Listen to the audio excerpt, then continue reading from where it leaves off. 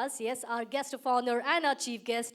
Ladies and gentlemen, may I please call upon on stage, before I take the name, yes, this wonderful gentleman, he is a legend. There are two legends amongst us, but out of which we have a legend with I believe totally, age is just a number. Baki sab awesome, with respect to designing and being collaborated with so many institutes and working, giving us such wonderful work. Just Google the name and you will just find this personality. Architecture in Bangalore. Studied architecture in Bangalore, urban design in Delhi, and heritage conservation in England. A former professor of architecture, he is involved in academics, outreach activities, freelance writing, professional association, and NGO initiatives. Right from his early days, he was attracted to designs, ideas rooted in the cost, culture, climate, and creativity. Thanks to the influence of architects such as Laurie Baker, Shankar Kanade, K. Jasim Sir, A.G.K. Menon, K.T. Ravindran, his consultancy firm Sathya Consultants in Bengaluru has been progressing and practicing eco-friendly, cost-effective architecture for the last 28 years. 2.5 and plus decades, ladies and gentlemen. Please give a round of applause as I welcome architect Sathya Prakash Varanashi amongst us over on stage. These articles were authored by Sathya and published in the Hindu on their Saturday's column titled Habitat Property Plus. These are achieved and republished here by Rajiv Cave. Thank you so very much for being amongst us, sir. And it's our pleasure that you are here. And I get nervous every time we have the legends on stage. Please, could you give a round of applause? We have amongst us architect Sathya Prakash Varanashi. Over to you, sir. You could also use the podium mic. You seem to be good in praising others. That is an inherent thing I believe every human should have. Anyway, thank you very much. Thank you, sir. I wouldn't have been here if not for Anand and Naik calling upon me.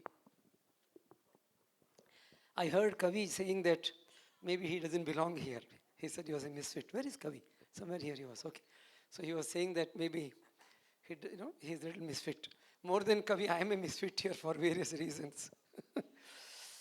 All our life, 27, 28 years, whatever she said, we have never won even one single architecture award. So that actually disqualifies me to be here. But I'm still here. Actually, the reason why one said one does, there you are. Yes, of course. So the reason why one said one doesn't want to come is not so for that reason. My body doesn't take air conditioning very well. I have been avoiding leading a certain kind of life for the last 6-8 years for a very simple reason. Today virtually everyone spoke the word future. You showed futuristic possibilities. Ajay Chandran showed some images which seem to be going beyond the Tesla dream of moon. There are all kinds of images, where somebody would be living in some planet or wherever it is, we don't know where they would be. So, we have been discussing future. Let me just put this on. Sorry for this. That is directly coming over here. Oh, you look better? Your blessings, sir.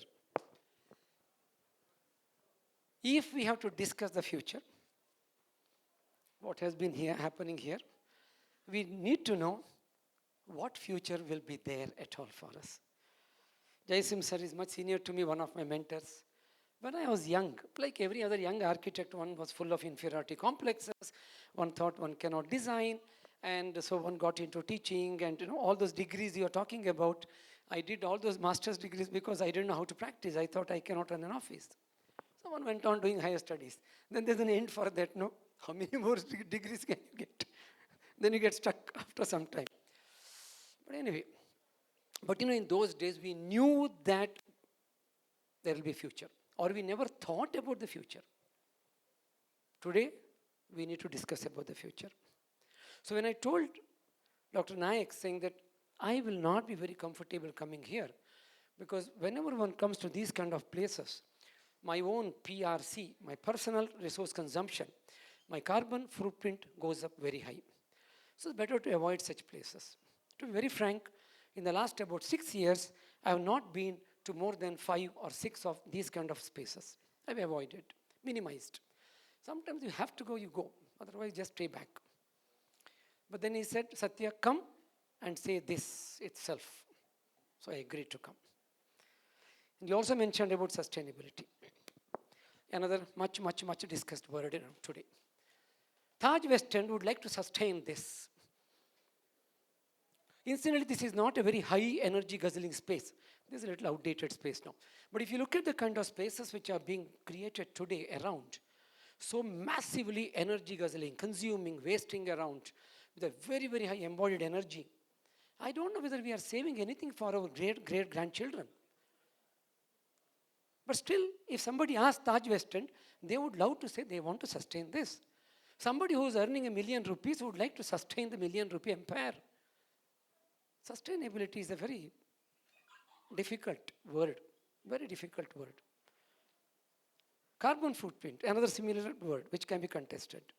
But if one looks at what is one's own personal resource consumption, if one can reduce it at any level. I'm not trying to say CEO of an executive can live like a slum dweller. No way. But if each one of us can live at a level where we are able to reduce what we are causing to this earth in terms of consumption, wastage, and all the related issues. Thanks, Nitin, you showed the fort. One thing which came to my mind there. There's a cement factory there. Every 1 bag of cement creates at least 7 to 8 bags of wastage. Do we see them around? We don't. Cement and steel contribute to 15% of the great word everybody is using today, greenhouse gas emission. And we all know that greenhouse gas emissions cause global warming. And of course, global warming causes climate change. And you and I, we are all standing here, sitting here, being party to 15% of climate change. One is not denying the role of future. Yes, there is a future.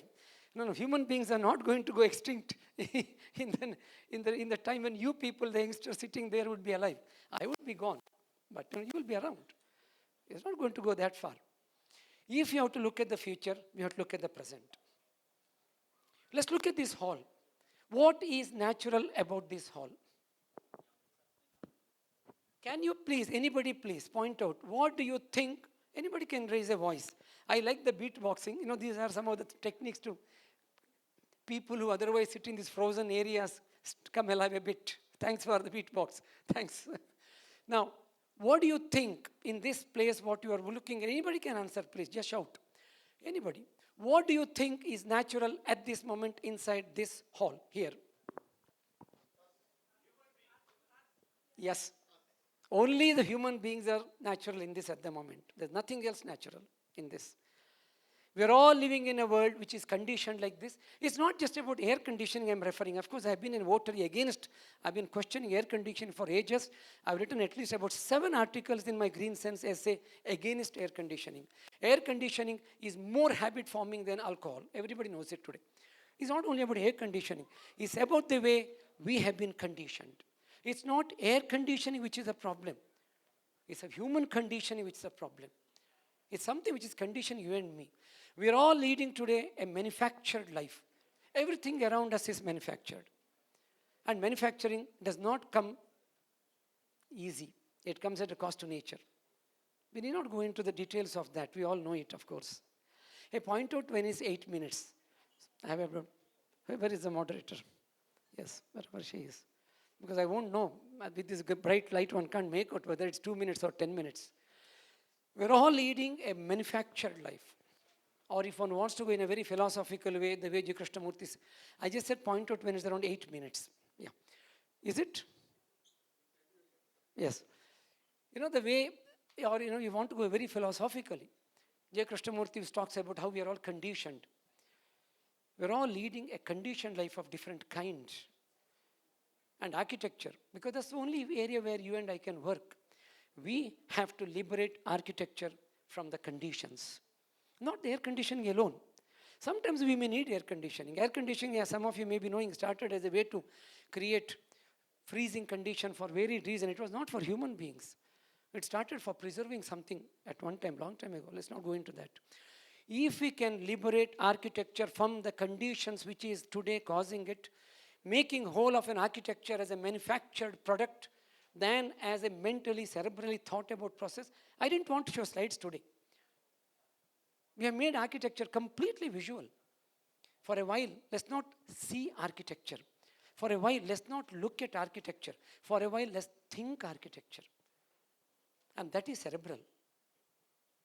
If we can think architecture, there will be future for architecture one day. 3D printing. All these technologies, I'm not against them. Sir, it will happen one day. What you people professed will happen one day. Definitely yes. But you, the youngsters, and we, whoever is standing here, can we look at this where architecture can still be cerebral? Architecture can still be a process. Architecture can still be an experience. Architecture can still be something where we can have empathy with it. We can. It's not impossible. It is not impossible. Often we say that we are helpless. We say, I agree with you, sir, when you said money is the problem. We dream something, but it is not built. I agree with Akwin, who actually took us here. It was nice of him. He was talking about the problems the young architects face. Of course, understandable. But unless we take a stand and say, this is what should be done and this is what should not be done. But to do that, we know where you have to start. We have to start with, not with these products. They are secondary. Amazon may be saying, I'm selling 1 million products. Do we really need them all? Do we really need to, do we need all these manufactured materials to be happy and content and intelligent and sensitive? We don't need all these manufactured materials. Somebody sitting on a tree can be happy and content and intellectual and empathic. But why do we have them? Why aren't we questioning this whole universe of manufacturing happening everywhere around? And tomorrow, we'll be manufacturing human beings at this rate. We have to reduce, I'm not saying stop. We have to reduce, minimize manufacturing. Is it possible to look at architecture where we have lesser manufacturing happening around? If you think it's possible, then a new architecture will evolve, then there'll be a future around. Otherwise, we'll be discussing this. And to do that, what is needed, what is not needed, we first of all need to look at ourselves. The wants and the don'ts of our own bodies. We have to see how we think, how we act, how we live. And if we as individuals, the only natural phenomena inside this room are we human beings. The day we think how we are living, we will be to shape a future for our living. And hopefully that future will be future where we all will be surviving. Thank you very much.